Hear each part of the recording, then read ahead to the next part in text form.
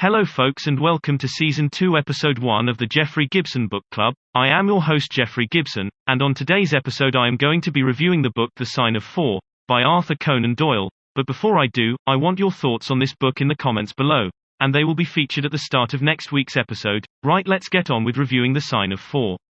Since its initial release back in 1890, The Sign of Four has become a classic work of literature and a mystery masterpiece, and I think as time goes on, this book will become even more popular and people will be reading it, long after we have all gone on to the next life.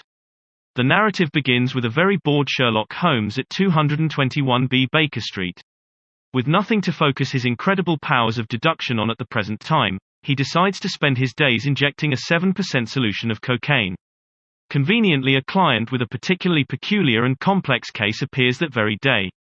The potential customer, Miss Marston, who wishes to employ the world's only consulting detective, explains the scenario. On the 4th of May for the last 6 years, she has received a rare and valuable pearl in the post. However, recently she has received an anonymous note from the sender of the jewels saying that they would like to arrange a meeting. She asks Holmes' advice regarding what she should do. Holmes, no longer depressed and bored, seems overtaken by a burst of energy and states that himself and Watson will accompany her to the meeting and hopefully shed some light on these untypical events. Once again written in the guise of Dr. Watson's first-person perspective, The Sign of Four is my second favorite of Conan Doyle's 4 full-length Sherlock Holmes stories. A Study in Scarlet was a good introduction, but like many readers, I didn't like the second half of that tale as it didn't focus on everybody's favorite master of deduction.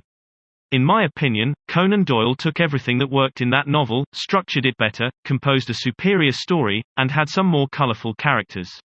It also mentions certain elements that build the Sherlock character and his working environment that people nowadays take for granted as being well-known facts about the character.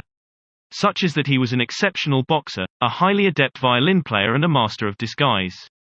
The Sign of Four also introduces Holmes' youthful detective squad, the Baker Street Irregulars, and a bloodhound, Toby, who has an amazing sense of smell. In fact, Holmes states in the book, "I would rather have Toby's help than that of the whole detective force of London."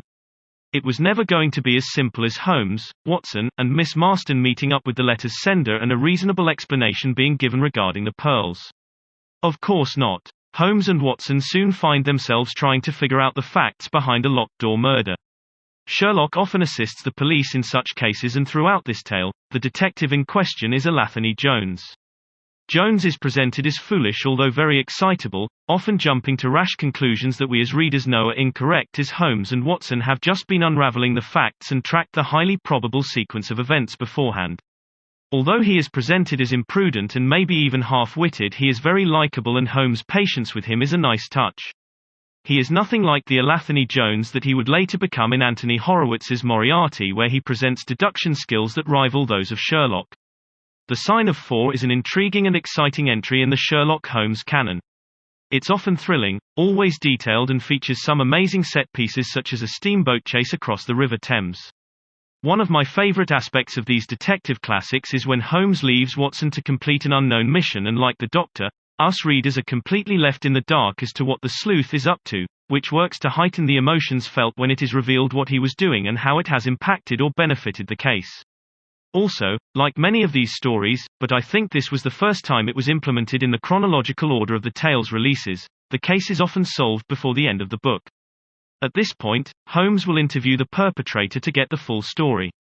During these instances, when you see the other perspective presented, the motives, objectives and past struggles, you may find yourself pitying and feeling sorry for a character who has been nothing but a villain through the whole story.